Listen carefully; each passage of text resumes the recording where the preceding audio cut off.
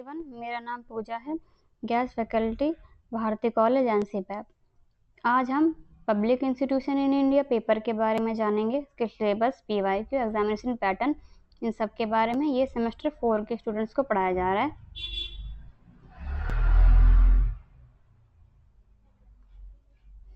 इस पेपर के क्रेडिट्स की बात की जाए तो 4 क्रेडिट्स का पेपर है, जिसमें 3 लेक्चर और 1 ट्यूटोरियल है।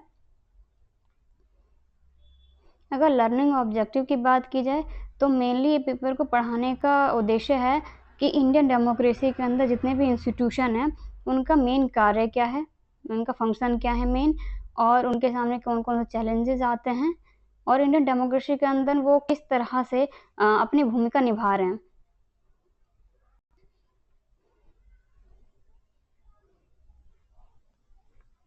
अगर इसके एग्जामिनेशन की बात की जाए तो इसका जो एग्ज़ाम होगा वो 90 मार्क्स का होगा, और इंटरनल असेसमेंट की बात की जाए तो 30 मार्क्स का है। 30 मार्क्स में 6 मार्क्स जो है वो अटेंडेंस की है, 12 मार्क्स असाइनमेंट और 12 मार्क्स टेस्ट का है। तो 30 मार्क्स इस आईए का हो जाता है। अगर सीए की बात हम करें तो आपके सीए जो है 40 मार्क्स का, जिसमें 5 मार्क्स आपके अटेंडेंस की है और 35 प्रॉब्लम सॉल्विंग की। तो ऐसे आपके 40 मार्क्स हो जाते हैं। अगर टोटल इसके बात की जाए आईएसए टोटल 70 मार्क्स से हो जाता है और मैक्सिमम मार्क्स 160 हो जाते हैं ऐसे।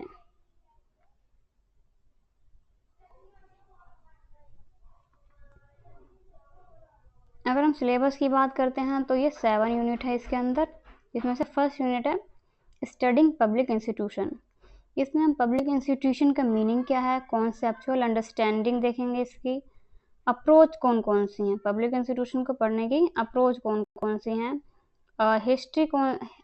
History major type of public institution कौन कौन से हैं, रोल पब्लिक इंस्टीट्यूशन का, चैलेंजेस कौन से हैं। तो फर्स्ट यूनिट में हम ये सारी चीज़ें पढ़ेंगे। सेकेंड यूनिट की बात की जाए तो सेकेंड यूनिट में हम पढ़ेंगे फ्रेमिंग पब्लिक पॉलिसी यानी नीति आयोग के बारे में। तो नीति आयोग क्या है, इसका रोल क्या है, नीति आयोग के सामने कौन कौन से चैलेंजेस आते हैं, नीति आयोग बनाने से पहले कौन सा इंस्टीट्यूशन था, यानी कि प्लानिंग कमीशन के बारे में पढ़ेंगे हम। प्लानिंग कमीशन और नीति आयोग में क्या क्या अंतर है, ये सारी चीज़ें हम सेकेंड यूनिट में पढ़ेंगे। अगर हम थर्ड यूनिट की बात करें तो थर्ड यूनिट है कंडक्टिंग इलेक्शन यानी इलेक्शन कमीशन के बारे में। तो इलेक्शन कमीशन का कॉन्स्टिट्यूशनल प्रोविज़न, क्या कॉन्स्टिट्यूशनल प्रोविज़न यानी 324 से लेकर 329 तक कॉन्स्टिट्यूशनल प्रोविज़न जो दे रखे हैं उसके बारे में पढ़ेंगे। इलेक्शन कमीशन के फंक्शन कौन से हैं, स्ट्रक्चर कौन सा है, अपॉइंटमेंट एंड टेन्योर, चैलेंजेस कौन कौन से आते हैं, ये सारा हम पढ़ेंगे थर्ड यूनिट में। फोर्थ यूनिट की बात की जाए तो फोर्थ यूनिट है पुलिस से related, what are police organisation in Asian period, इनके फंक्शन क्या हैं पुलिस के, इनके चैलेंजेस कौन से हैं और रिफॉर्म कौन कौन से किए जा सकते हैं, ये सारी चीज़ें हम फोर्थ यूनिट में पढ़ेंगे।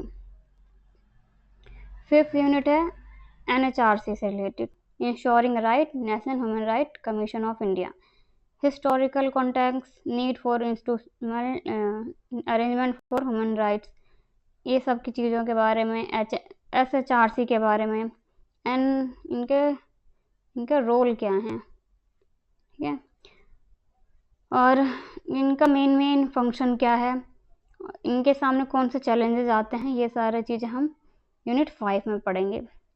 यूनिट 6 में हम पढ़ेंगे आरबीआई के बारे में।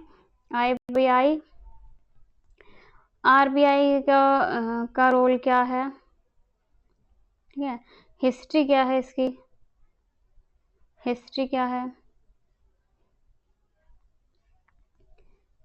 उसके बाद अगर हम 7 यूनिट की बात करें तो यूनिट 7 जो है इसमें को 2 चीज़ें पढ़नी है, सीएजी के बारे में और सीवीसी के बारे में। तो meaning of CAG and responsibility, function of CAG, ठीक है, कॉन्स्टिट्यूशनल स्टेटस यानी 148 आर्टिकल में सीएजी के बारे में जो बताया गया है। उसके बाद सेकंड पॉइंट है सीवीसी, इसका historical development, structure, function, power limitation, ये सारी चीज़ें हम यूनिट 7 में पढ़ेंगे। इसके बाद हम इसके PYQ देखते हैं। पब्लिक इंस्टीट्यूशन इन इंडिया का पेपर कोड 90 मार्क्स का पेपर आएगा और 3 आवर्स का।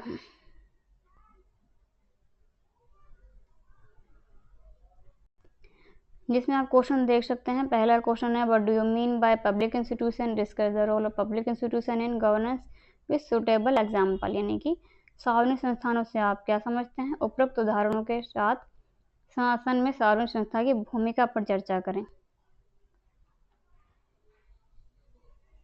Second question, define NITI Aayog, discuss the role of NITI Aayog in formulation of public policy in India.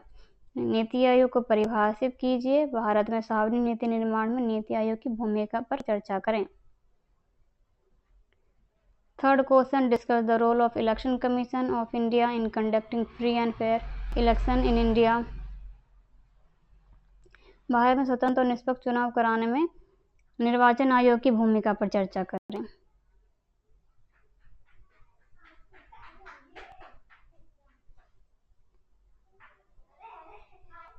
अगला क्वेश्चन है, भारत में चुनाव कराने की प्रक्रिया पर चर्चा करें।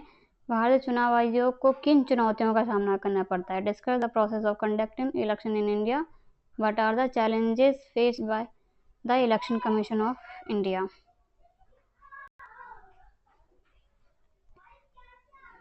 इसके बाद क्वेश्चन है, भारत की पुलिस प्रणाली में विभिन्न चुनौतियों पर चर्चा करें। पुलिस को इसकी कार्य क्षमता से अधिक प्रभावी बनाने के लिए सुधारों पर विस्तार से बताएं। 6 क्वेश्चन है, नागरिकों के अधिकारों की रक्षा में भारतीय राष्ट्रीय मानव अधिकारों की भूमिका की समीक्षा करें, यानी critical examine the role of national human right commission of India in protecting the rights of citizen.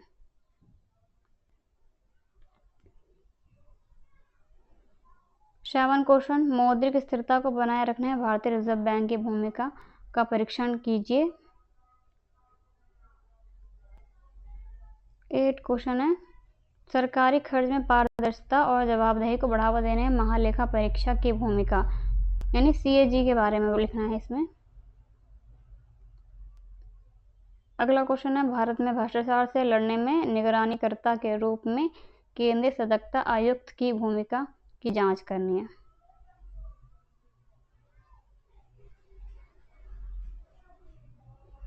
इसके बाद 10 क्वेश्चन में शॉर्ट नोट लिखना है इलेक्शन रिफॉर्म पे, planning commission, NHRC act, accountability and transparency.